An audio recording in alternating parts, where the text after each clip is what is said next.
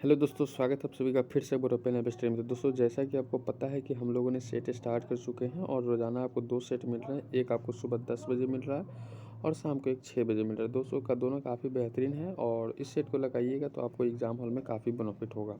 आइए क्लासों को करते, वीडियो को लाइक और शेयर कर दीजिएगा। साथ ही चैनल पर नए चैनल सब्सक्राइब करना बिल्कुल ना भूलिएगा।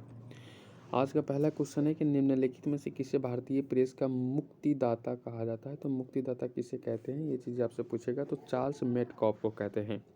अगला है नौसेना विद्रोह निम्नलिखित में से किस जहाज से शुरू हुआ। तो नौसेना आपको बता दें HMIS तलवार को। ठीक है, काफ़ी बेहतरीन क्वेश्चन है। नेक्स्ट क्वेश्चन कहा जा रहा है कि भारतीय स्वतंत्रता आंदोलन के दौरान मंजूरी सेना और वानर सेना का गठन कब किया गया। तो 3 नंबर क्वेश्चन का आंसर है सविनय अवज्ञा आंदोलन, हमारा बिल्कुल सही हो जाता है। नेक्स्ट क्वेश्चन हमारा रहेगा आप सभी के बोर्ड पे, गांधी जी को किसने इस बात के लिए राजी किया कि नमक सत्याग्रह को पुरुषों तक सीमित न रखा जाए।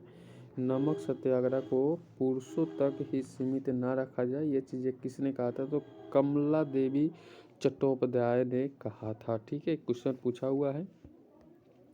नेक्स्ट क्वेश्चन है कि 1939 में सुभाष चंद्र बोस और उनके वामपंथी समर्थकों द्वारा किस संगठन की स्थापना की गई। तो हमने अपना आंसर बताया कि फॉरवर्ड ब्लॉक के द्वारा।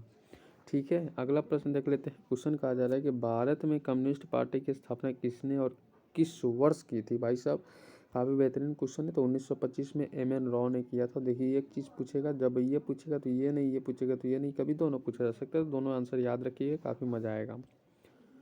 नेक्स्ट क्वेश्चन है कि निम्नलिखित में से किसने खिलाफत आंदोलन के संबंध में कहा था कि हिंदुओं और मुसलमानों में एकता स्थापित करने का ऐसा अवसर आगे 100 वर्षों तक नहीं मिलेगा। ये किसने कहा था, कब कहा था, ये भी चीज़ याद रखिएगा। खिलाफत आंदोलन तो कब से, ये भी पूछा जा सकता है किस आंदोलन के तहत कहा गया था।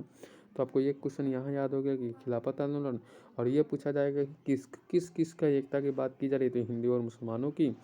और अब पूछेगा कि कितने वर्षों तक बोला गया, तो 100 वर्षों तक। अब बोला तो किसने कहा था, तो आपको महात्मा गांधी। ये सारे क्वेश्चन इस प्रकार से याद होते हैं। पाकिस्तान शब्द का प्रयोग सर्वप्रथम किसने किया था। भाई साहब, इसी ने चौधरी रहमत अली ने किया था और इन्होंने ही क्या हो जाता बंटवारा कर दिया और आज देश कितने भागों में बट गए। जैसे बांग्लादेश भी इसी के थे, वो भी हट गए। अब वो अफगानिस्तान वगैरह सब तो इसी में सटे हुए थे। तो ये सारी चीज़ें हो जाते हैं, भूटान वगैरह सब। आइए, 1920 में निम्नलिखित में से किसने अपना नाम परिवर्तित कर स्वराज सभा लिया था। स्वराज सभा, तो आपको all India home rule league, आपका बिल्कुल सही हो जाते हैं। अगला प्रश्न आपको बोर्ड पर लग चुका है, किस हड़प्पा स्थल से चावल उगाने का साक्ष्य प्राप्त हुआ। चावल उगाने का साक्ष्य रंगपुर, आपका बिल्कुल सही हो जाता है।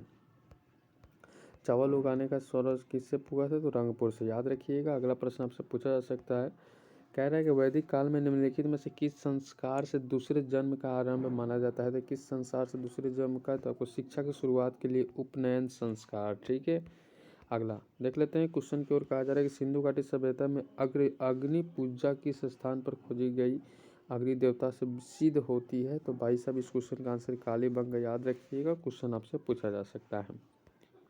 अगला है, निम्नलिखित में से किस एक्सरे समुचित रूप से निम्बा कार्य को दिया जाता है। तो आपको 30 नंबर क्वेश्चन का आंसर दैत आपको याद रखना है। नेक्स्ट क्वेश्चन फिर से आपसे पूछा जा सकता है कि भारतीय संविधान के भाग 4 के अंतर्गत अनुच्छेद 25 संबंधित है। कौन सा अनुच्छेद 25 संबंधित है, धर्म की स्वतंत्रता से, धर्म से स्वतंत्रता से। क्वेश्चन, भारतीय संविधान के किस भाग में व किन अनुच्छेदों में नागरिकता संबंधी प्रावधानों का उल्लेख मिलता है। तो 15 नंबर क्वेश्चन का आंसर हो जाएगा भाग 2 में अनुच्छेद 15 से 11 तक। ठीक है, चलिए अगला प्रश्न कहा जा रहा है, कृषि और पशुपालन को आधुनिक और वैज्ञानिक आधार पर करने का उल्लेख भारतीय संविधान के किस अंग में है। भारतीय संविधान के किस अंग में है, तो आपको राज्य के नीति निर्देशक तत्वों के अंदर। अनुच्छेद से अच्छा खासा क्वेश्चन पूछे जाते हैं भाई साहब। अगला क्वेश्चन है कि निम्नलिखित में से किस सदन की अध्यक्षता ऐसे व्यक्ति द्वारा होती है जो कि उसका सदस्य नहीं होता है। तो उसका सदस्य कौन सा नहीं होता, राज्यसभा नहीं होता है, लेकिन फिर भी अध्यक्षता करता है। ये चीज़ें आपसे दिया गया है। अगला पूछा जा रहा है कि भारत के उच्चतम न्यायालय में न्यायाधीशों की संख्या में वृद्धि करने की शक्ति किस में निहित है। तो वृद्धि करने की शक्ति आपको संसद के अंदर निहित है। ये चीज़ आपसे पूछा गया है। अगला प्रश्न देख लीजिए। क्वेश्चन कहा जा रहा है हमारा, क्वेश्चन कह रहा है हमारा कि भारत में किसी विधेयक को धन विधेयक प्रमाणित करने के लिए प्राधिकृत है। प्राधिकृत है। तो लोकसभा का अध्यक्ष, याद रखिए लोकसभा का अध्यक्ष हमारा बिल्कुल सही हो जाता है। अगला प्रश्न है कि राज्य विधान परिषद के कितने सदस्य विधानसभा द्वारा चुने जाते हैं। तो 20 नंबर क्वेश्चन का आंसर 1/3। याद रखिए 1/3 हमारा बिल्कुल सही हो जाता है। प्रश्न है कि मानव विकास सूचकांक HDI किस अर्थशास्त्री की देन है। तो ये भी चीज़ याद रखिएगा, मानव विकास सूचकांक याद आपको रखते चलना है। आंसर हो जाएगा महबूब अल हक, आपका बिल्कुल सही हो जाता है। अगला प्रश्न कहा जा रहा है कि निम्नलिखित करों में से कौन सा केंद्र सरकार के लिए राजस्व का एक स्रोत नहीं है। तो आपका आंसर हो जाता है आयकर। क्या हो जाता है आयकर। भारत में क्वेश्चन पूछेगा आपका, भारत में सबसे पहले किस राज्य में मूल्य वर्धित कर लागू हुआ। तो मूल्य वर्धित कर आपका बिल्कुल सही आंसर हो जाता है हरियाणा। क्या हो जाता है हरियाणा, हमारा बिल्कुल कथन सत्य हो जाता है। नेक्स्ट प्रश्न आपको बोर्ड पे कि दक्षिण अमेरिका में मध्य अक्षांशीय घास के मैदान का नाम क्या है। अक्षांशीय घास के मैदान को पंपास कहते हैं दक्षिण अमेरिका। तो ये चीज़ आपसे पूछा जा सकता है, स्टार लगा देता हूँ। ऐसे प्रश्न जितने भी घास के मैदान है मोटा मोटी याद रखते चलना है, एक क्वेश्चन आपसे पूछा जाता है। नेक्स्ट है सर्वग्राही मिट्टी के रूप में किसे जाना जाता है। सर्वग्राही मिट्टी के रूप में आपको लाल मिट्टी को माना जाता है, याद रखिएगा। नेक्स्ट, भारत में कौन सा स्थान ज्वारीय तरंगों द्वारा ऊर्जा उत्पादन के लिए आदर्श स्थिति प्रदान करता है। 26 नंबर क्वेश्चन का कच्छ की रण हमारा बिल्कुल सही हो जाता है। नेक्स्ट क्वेश्चन है कि ग्रेट साल्ट, याद रखिएगा क्वेश्चन आपसे बोर्ड पर लगा हुआ है कि ग्रेट साल्ट झील कहाँ स्थित है। तो 27 नंबर क्वेश्चन का आंसर अमेरिका, बिल्कुल सही हो जाते हैं। नेक्स्ट क्वेश्चन उसी के उपरांत आपसे पूछा जा सकता है। क्वेश्चन कह रहा है कि निम्नलिखित में से कौन सा, याद रखिएगा सुमेलित नहीं है। तो जब भी नहीं पूछेगा तो 3 क्वेश्चन याद रखेंगे, एक को छाड़ देंगे, हटा देंगे, ठीक है। चलिए, तो इसका आंसर क्या देता है। नांगल बांध सतलज नदी पर बना हुआ सरदार सरोवर परियोजना नर्मदा नदी पर और नागार्जुन सागर गोदावरी नदी पर स्थित नहीं है। हीराकुंड बांध महानदी पर स्थित है। ये चीज़ आपसे हो सकता है, तो इसलिए आपका आंसर क्या कौन सा हो गया। तो ये आंसर हो गया नागार्जुन सागर गोदावरी नदी पर नहीं है। ये चीज़ आपको बताना है कि किस नदी पे बना हुआ है। चलिए अगला देखते हैं कि पश्चिमी एवं पूर्वी घाटों का मिलन कहाँ होता है। तो पश्चिमी एवं पूर्वी घाटों का मिलन नीलगिरी की पहाड़ियों पर होता है। कहाँ पे, नीलगिरी पे पहाड़ियों पे होता है। ये यहाँ पे जाता है, पश्चिमी यहाँ से जाता है और यहाँ पे पूर्वी आता है और यहाँ पे मैच कर जाता है। ये भारत की अगर ऐसे नक्शा बनाइएगा तो ये आपको मैचिंग कर जाता है और इसी मोड़ को क्या कहते हैं, नीलगिरी की पहाड़ियों पे स्थित रहता है। नेक्स्ट है कि शैतान का गोल्फ कोर्स नाम से प्रसिद्ध मृत्यु की घाटी किस देश में स्थित है। तो इस क्वेश्चन का आंसर यूएस से बिल्कुल सही हो जाते हैं, यूएस से बिल्कुल सही हो जाते हैं, ठीक है। चलिए अगला देखते हैं क्वेश्चन क्या कहा जा रहा है। क्वेश्चन हमारा लग रहा है कि आज़ाद दस्ता के गठन के स्थान पर कार्य क्षेत्र का चयन कर सकता है। तो आपका आंसर क्या हो जाता है, गठन नेपाल और कार्य क्षेत्र का संपूर्ण भारत। गठन नेपाल और कार्य क्षेत्र का संपूर्ण भारत, ठीक है। चलिए क्वेश्चन आपसे पूछेगा कि एस्थेनोस्फीयर पृथ्वी की किसके ऊपर स्थित है। अत्याधिक श्यान अंतरीय यांत्रिक रूप से दुर्बल एवं तनीय विकृतिशील क्षेत्र है। क्या होता है, विकृतिशील क्षेत्र है। तो 33 नंबर क्वेश्चन का स्ट्रोटियम 89 हमारा सही हो जाते हैं। नेक्स्ट क्वेश्चन आपको बोर्ड पर लग चुका है। क्वेश्चन कहा जा रहा है हमारा कि पायरोमीटर किसके मापन में प्रयोग किया जाता है। पायरोमीटर किसके मापन में प्रयोग किया जाता है, उच्च ताप के मापन में। नेक्स्ट है कि 1 माइक्रोन बराबर कितना होता है। तो 1 माइक्रोन बराबर हमारा हो जाता है 0.001 मिलीमीटर, याद रखिएगा। 1 माइक्रोन बराबर 0.001 मिलीमीटर, ठीक है। चलिए अगला प्रश्न है कि किसी मनुष्य द्वारा पृथ्वी पर लगाया गया दाब महत्व होगा यदि मनुष्य में क्या हो जाता है। तो आपका आंसर निकल के आ जाता है, एक पैर पर खड़ा हो जाता है तब। क्वेश्चन आपसे ये भी पूछा जा सकता है कि पृथ्वी पर ऋतु परिवर्तन किस प्रकार से होता है। तो परिक्रमण के कारण से। और आपसे पूछेगा जब भी कि पृथ्वी पर दिन और रात होते हैं तो घूर्णन की गति के कारण से। कभी कभी ये पूछा जा सकता है कि पृथ्वी एकमात्र उपग्रह चंद्रमा आप सभी जानते हैं, लेकिन एक और चीज़ पूछा हुआ है कि लेटा हुआ ग्रह के नाम से किसे जाना जाता है। तो अरुण को जाना जाता है, ठीक है। इतने सारे यहाँ से भी क्वेश्चन याद रख लेना है। क्वेश्चन है नाभिकीय रिएक्टर और परमाणु बम में यह अंतर है। तो आपका आंसर क्या हो जाता है, आपका आंसर भैया नाभिकीय रिएक्टर में श्रृंखला अभिक्रिया नियंत्रित होता है। बी नंबर ऑप्शन करेक्ट हो जाता है। नेक्स्ट क्वेश्चन आपको बोर्ड पर लग चुका है। क्वेश्चन कह रहा है हमारा कि गुरुत्वाकर्षण के सार्वभौमिक नियम प्रतिपादन किसने किया था।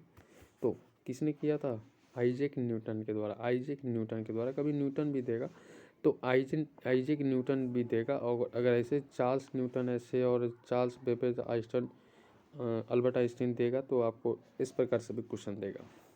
ठीक है, मैपिया निकट दृष्टि दोष को ठीक किया जाता है। 2 क्वेश्चन याद रखिएगा भाई साहब, अवतल और उत्तल से, यहाँ से एक क्वेश्चन फिक्स्ड है दोनों टॉपिक से। ठीक है, उत्तल अवतल दर्पण और लेंस दोनों याद होनी चाहिए। ठीक है, चलिए तो इस क्वेश्चन का आंसर क्या पूछा गया है, अवतल लेंस हो जाएगा, जो कि यहाँ पर निकट दृष्टि दोष को दूर करने के लिए। आइए अगला क्वेश्चन देखते हैं, क्वेश्चन क्या कहा जा रहा है। क्वेश्चन हमारा बोर्ड पे लग चुका है, जवाब आपको देना है फटाफट। यहाँ पे क्वेश्चन का जवाब दीजिएगा कि बैरोमीटर के पाठ्यक्रम की अचानक गिरावट दर्शाता क्या होती है। कभी पूछेगा अचानक से गिर रहा है, कभी ऊपर धीरे धीरे चढ़ रहा है।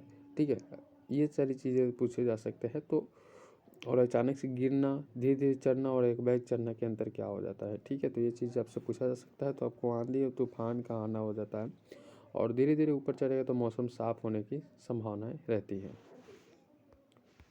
नेक्स्ट क्वेश्चन आपके बोर्ड पे लग चुका है कि विद्युत मोटर में होता है। विद्युत मोटर में क्या होता है, तो विद्युत मोटर में विद्युत ऊर्जा को यांत्रिक ऊर्जा में बदला हुआ है। पिछले बिहार पुलिस कांस्टेबल के एग्जाम में पूछा हुआ क्वेश्चन, काफ़ी बेहतरीन क्वेश्चन है। नेक्स्ट क्वेश्चन है, ब्रोमीन सामान्य ताप पर होती है। तो ब्रोमीन सामान्य ताप पर आपका द्रव हमारा सही हो जाता है।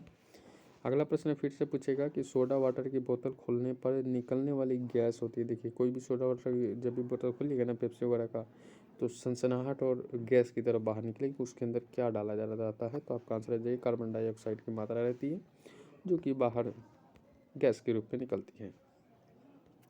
नेक्स्ट, मनुष्यों में ब्रीक तंत्र का एक भाग है। तो 45 नंबर क्वेश्चन का उत्सर्जन के लिए, किसके लिए, उत्सर्जन के लिए। ठीक है, अगला प्रश्न देख लेते हैं कि निम्नलिखित में से कौन सा जैव रूपांतरण मानव शरीर को अधिकतम ऊर्जा प्रदान करता है। तो अधिकतम ऊर्जा कौन प्रदान करता है, ATP ADP, ATP ADP, ATP ADP. ठीक है, चलिए पारिस्थितिकी यात्रा के क्वेश्चन आपसे पूछा जा सकता है कि पारिस्थितिकीय तंत्र के 2 संगठक होते हैं, कौन कौन से, तो आपको जैव एवं अजैव, जैव एवं अजैव। ठीक है, अगला देख लेते हैं कि यदि जहाज नदी से समुद्र में प्रवेश करेगा तो क्या होगा। तो जहाज यदि नदी से समुद्र में प्रवेश करेगा तो क्या होगा, हल्का ऊपर उठ जाएगा, हल्का ऊपर उठ जाएगा। कारण क्या हो जाता है, कारण आपको तो पता है कि समुद्र में साल्ट अधिक होते हैं, जिसके कारण से जो पानी का कैपेसिटी होता है हल्का होता है। नेक्स्ट क्वेश्चन रहेगा हमारा कि सीटी स्कैन में प्रयोग किया जाता है। सीटी स्कैन में क्या प्रयोग किया जाता है, तो एक्सरे। याद रखिए, काफ़ी बेहतरीन क्वेश्चन है। नेक्स्ट क्वेश्चन रहेगा हमारा कि विद्युत मोटर कम वोल्टेज में प्रयोग करने से जल जाएगा क्योंकि यह विद्युत धारा अत्यधिक प्रवाहित होने लगेगा। ये 1 नंबर ऑप्शन आपका बिल्कुल सही हो जाता है। तो इस तरह से जो भी इम्पोर्टेंट क्वेश्चन थे हमने किया, और मन में अभी सवाल है तो कमेंट कर सकते हैं, किसी प्रकार से हेल्प के लिए भी कमेंट कर सकते हैं। मैं बहुत जल्द आपको लाइव बैच लेकर आ रहा हूँ, जिसके माध्यम से आप डायरेक्टली हमें जवाब दे सकते हैं, किस तरह से क्या क्या करना है, सारा चीज़ मैं स्ट्रेटेजी बता दूंगा। साथ ही इस वीडियो को लाइक नहीं है तो लाइक कर दीजिएगा, अपने दोस्तों के साथ शेयर नहीं किए तो प्लीज़ आप अपने दोस्तों के साथ शेयर भी कर दीजिएगा। साथ ही चैनल पर नए चैनल को सब्सक्राइब करना मत भूलिएगा, बेल आइकन को प्रेस कर लीजिएगा ताकि नोटिफिकेशन आपको मिलता रहेगा। मिलते हैं नेक्स्ट वीडियो में, तब तक गुड बाय आप सब लोग, जय हिंद सभी साथियों को।